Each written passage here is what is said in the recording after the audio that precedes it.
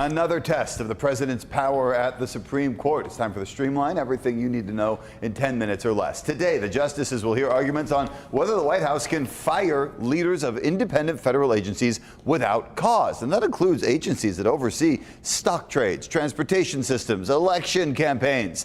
This case comes after the president tried to remove a member of the Federal Trade Commission, saying her service was, quote, inconsistent with White House priorities.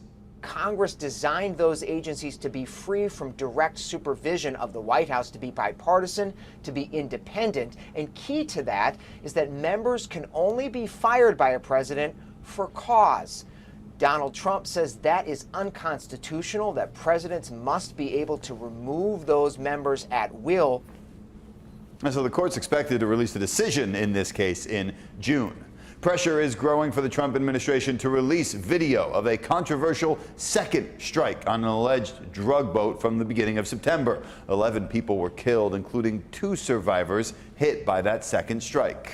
It's really important that people see what it looks like when the full force of the United States military is turned on 2 guys who are clinging to a piece of wood.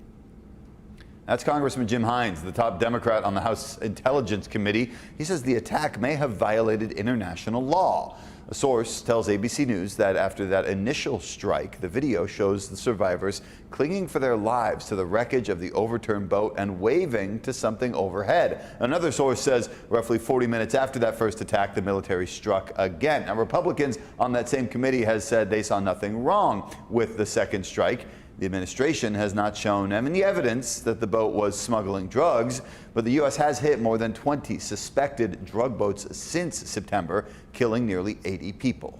Today, European leaders are holding another round of peace talks to end the war in Ukraine. President Vladimir Zelensky met with U.S. leaders over the weekend, describing the negotiations as constructive. But Donald Trump Jr. is casing doubt over a deal. He says President Trump may walk away from Ukraine's peace efforts over allegations of corruption against close allies of President Zelensky.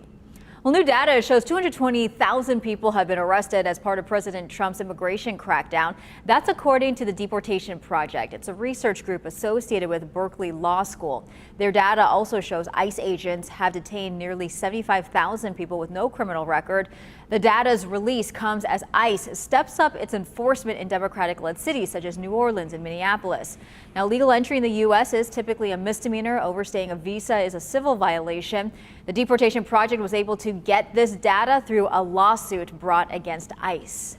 Time is winding down for Congress to vote on a health care plan. In just 23 days, the Affordable Care Act subsidies will expire. That will lead to skyrocketing premiums for millions of Americans. Remember, this issue was the main sticking point that led to the government shutdown this fall.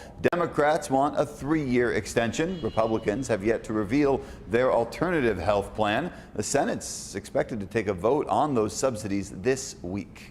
Today, the man accused of killing United Healthcare CEO Brian Thompson will be back in court. Luigi Mangione's attorneys are fighting to throw out critical evidence in his state murder trial. Over the weekend, prosecutors released these new photos of what was found on Mangione when he was arrested. It includes a to-do list and a bus ticket under the name Sam Dawson, which they say is an alias used by Mangione. Today, the court is expected to hear from police officers who helped arrest him, including one who searched his bag and said on body camera footage that there was a weapon. More damage at the Louvre Museum in Paris. A water leak on one of the libraries damaged as many as 400 documents. Most of them are from the late 19th and early 20th century. Workers are now trying to save the damaged papers, drying them one page at a time. Officials for the Louvre say it desperately needs repairs and security upgrades. Just 2 months ago, thieves stole royal jewelry worth more than $100 million. Police have made several arrests for that theft, but the jewelry is still missing. All right, if you're like me, you're still looking for the perfect gifts for loved ones, kids, and or any gifts. I haven't really done shopping, but sticking to a budget, it can be a pretty big challenge. Scripps News Group's consumer reporter Jane Caffrey has the simple strategies that can stop you from overspending. It is the official start of holiday shopping season. But did you know one survey finds the average American will spend $1,100 on holiday shopping? Experts are weighing in on some simple tips so that you don't go over your budget.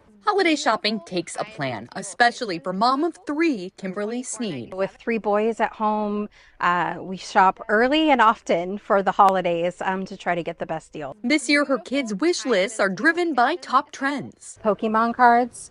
I have 2 boys that collect, so these are top on their list. She focuses on big wins without busting the budget. We always like to focus on getting them one large gift, one substantial gift, and then just kind of supplementing those to try to rein in that budget. Experts say that kind of discipline is critical. New data from Bankrate shows 3 out of 4 gifts cost more this year than last. That's what people are feeling, is the cumulative effect. Since the start of 2021, prices are up 25% on average. Another thing that we saw are that tariffs are going to impact holiday shopping this year. So nearly 3/4 of 2025 holiday shoppers expect tariffs to impact their gift shopping as well. But experts say you can stay in control. Shop early to monitor prices. Share your info for targeted offers. Don't forget about unused rewards points and use a rewards card, but only if you pay it off right away. A NerdWallet report finds 31% of last year's credit card shoppers still haven't paid off their holiday debt. So I think that's a cautionary tale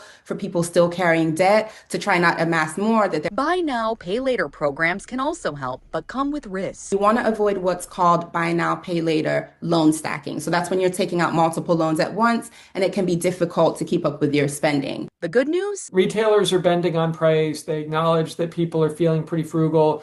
So get the 30% off from the store. At Walmart, toy aisles are packed with color, creativity, and deals. This is the My Life as Dorothy doll for $39.97.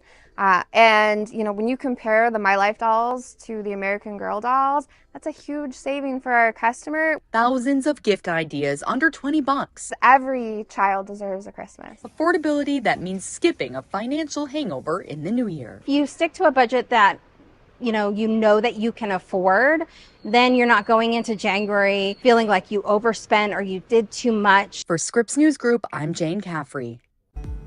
Well, snow is piling up across the U.S. as a winter storm hits a number of states. Another round of snow is burying roads from Iowa to upstate New York and Chicago. Temperatures are plunging into the single digits. Take a look at that. Minneapolis, even colder, getting as low as 0 degrees. And in the Northwest, people are preparing for an atmospheric river that could bring some intense flooding. More than a foot of rain is in the forecast for some areas. All right, I want to get you into the holiday spirit. You know Dasher and Dancer and Prancer and Buddy. I don't remember one named Buddy. Well, Reindeer by that name has a new claim to fame. Officials say he ran away from a Christmas event in England. Police and staff searched for him for hours. They even deployed a drone to get a bird's eye view, maybe catch him flying through the air.